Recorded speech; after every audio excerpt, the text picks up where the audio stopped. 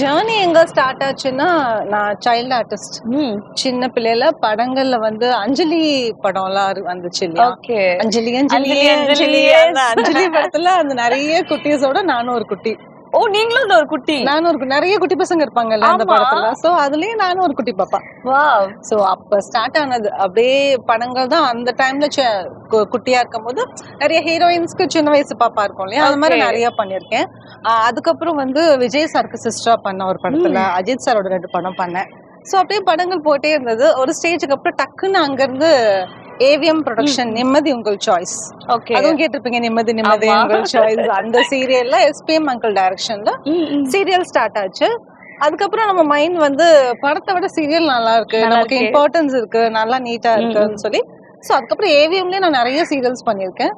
So அப்படியே சீரியல்னு so till today இன்னைக்கு வரைக்கும் என்னோட சீரியல்ல நான் ஜேர்னி ஹாப்பியா போயிட்டு இருக்கு.